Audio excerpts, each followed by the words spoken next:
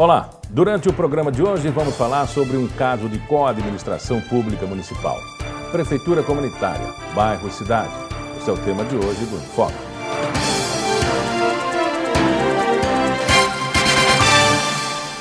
Boa noite. Para debater o tema do programa de hoje, convidamos para estar aqui conosco o professor e líder comunitário Silvânio Barbosa.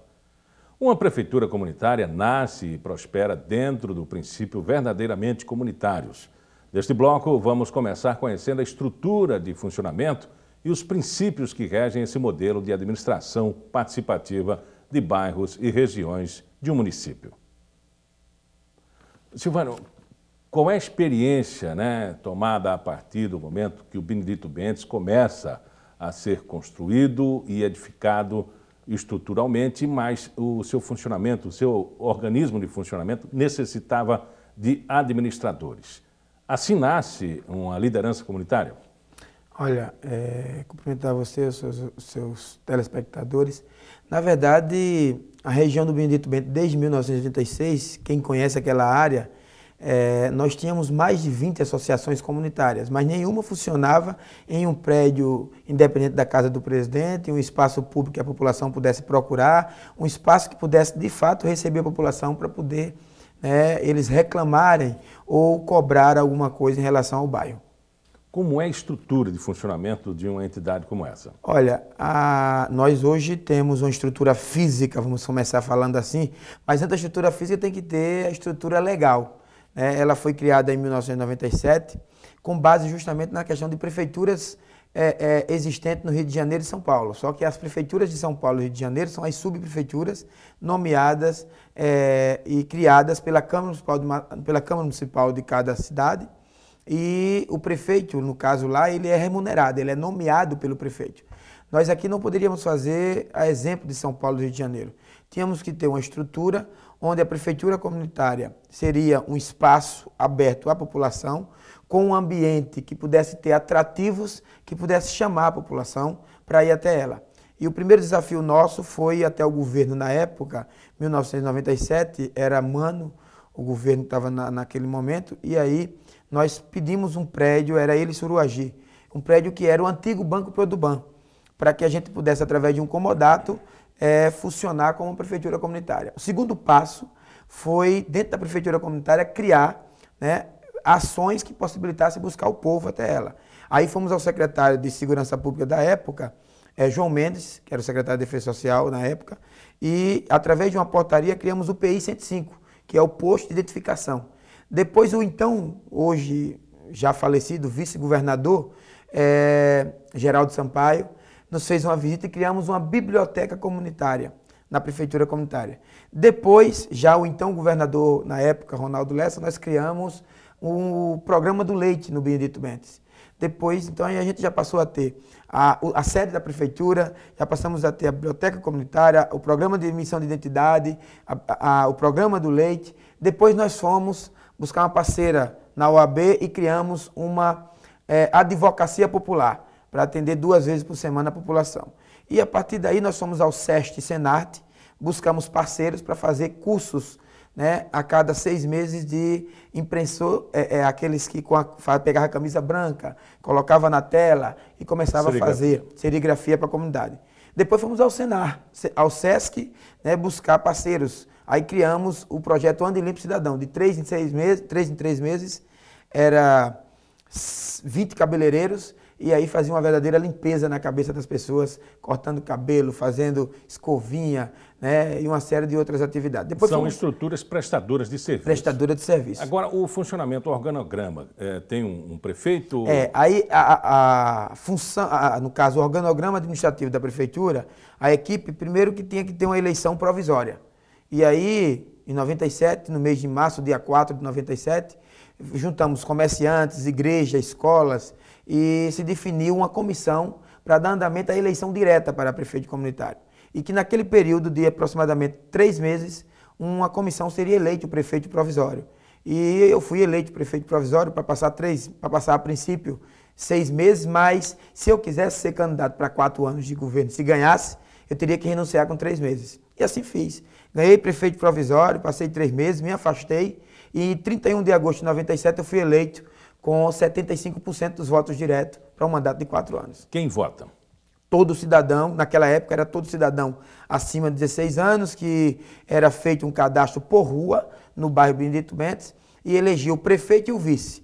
E depois de eleito, a gente nomeava a equipe de assessores, que são os secretários comunitários. E agora? Essa estrutura, depois de 2001, quando eu fui reeleito, 2005 novamente reeleito, e já na reeleição de 2009, com o Código Civil, o Ministério Público participou ativamente, pedindo que nós fizéssemos toda uma modificação. Então, publicamos Diário Oficial, mudamos o nome para adequar as normas do novo Código Civil, deixou de existir aquele voto onde todo morador de rua da rua votaria e passou a ter o cadastro de moradores do bairro, o chamado sócio, com a contribuição de uma taxa de R$5.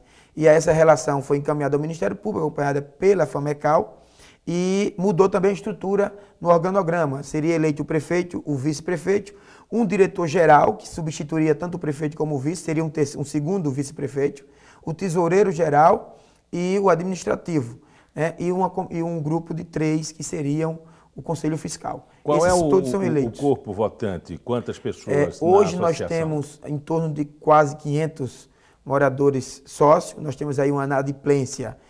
Olha que a taxa de R$5 existe uma inadimplência de mais de quase 70% de inadimplência, porque tem hora que o cidadão não tem R$1, quanto mais R$5. Como foi lá e estava no estatuto que a taxa era de R$5, não podia, pós-eleição, a gente baixar, porque não era ético da nossa parte. No período de eleição, R$5, e quando passar a eleição, acaba pagar R$1. A construção disso, Mota, até a própria inauguração do conjunto habitacional, mas que vocês foram buscar experiências em outros lugares e trouxeram essas experiências para dentro do Benedito Bentes.